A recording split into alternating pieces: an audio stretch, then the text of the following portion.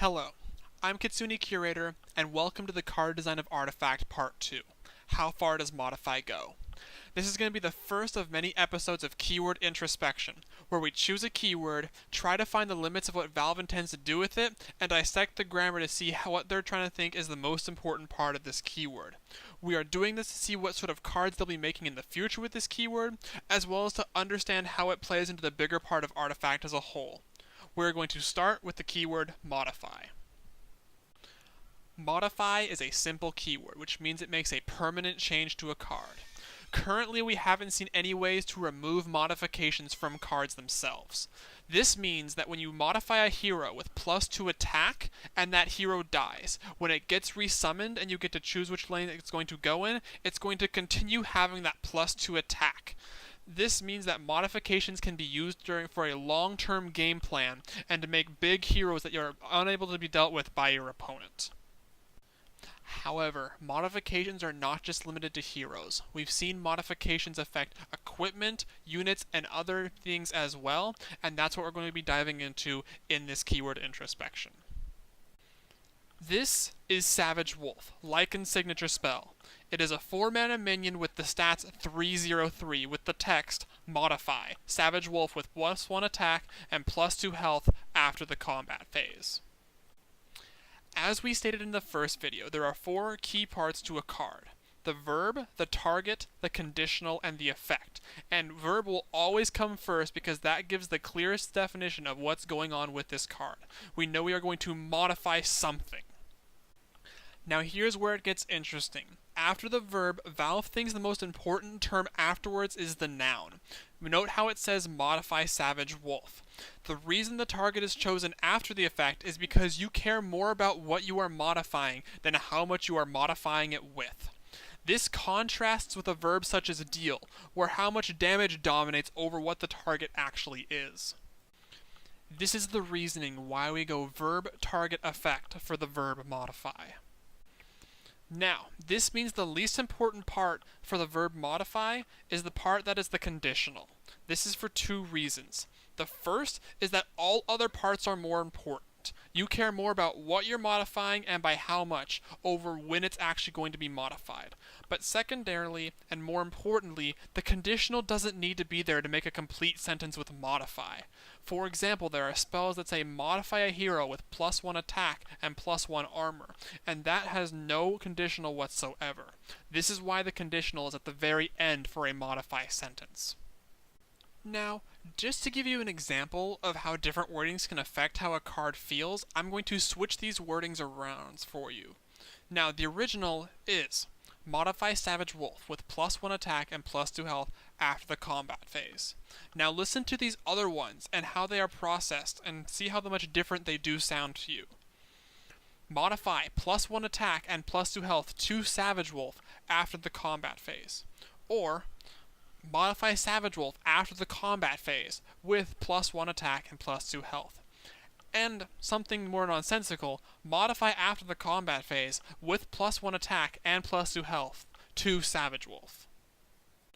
Notice how different they sound.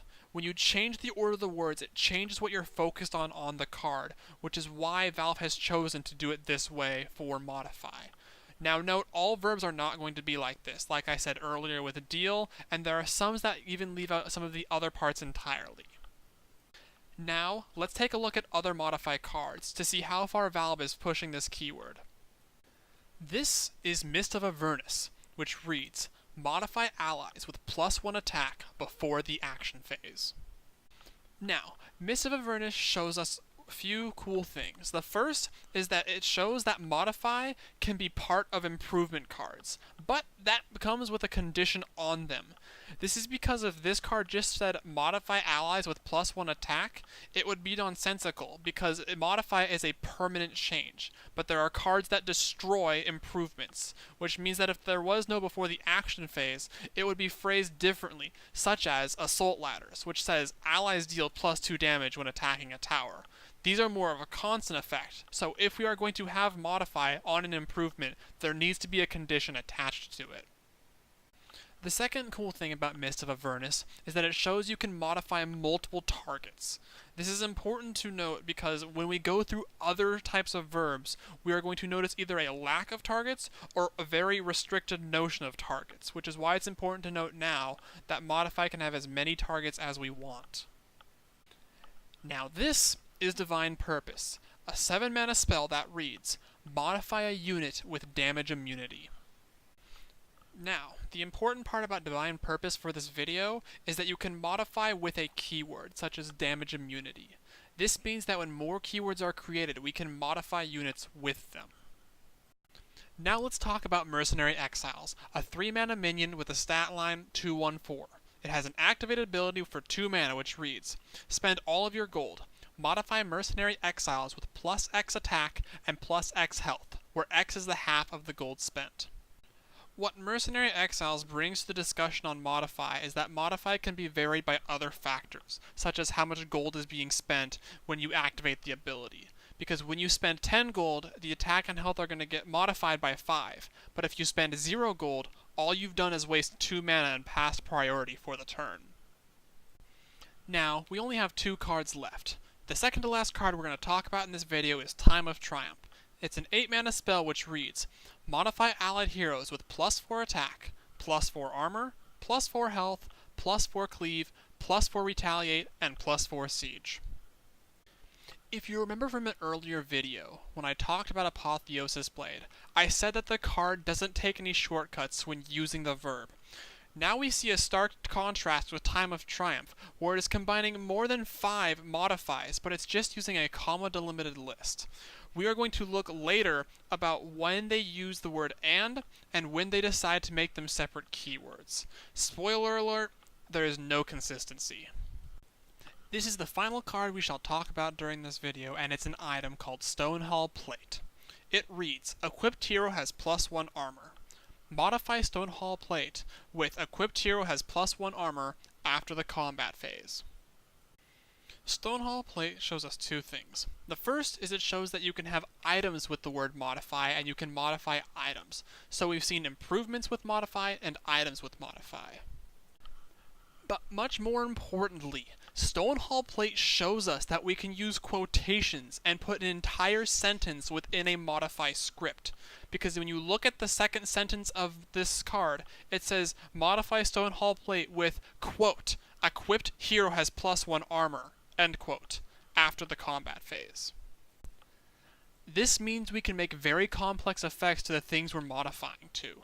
We have 2 good examples of this. The first is Heartstopper Aura, Necrophos' signature spell. It costs 4 mana, and says modify a black hero with, quote, deal 2 piercing damage to this hero's enemy neighbors before the action phase.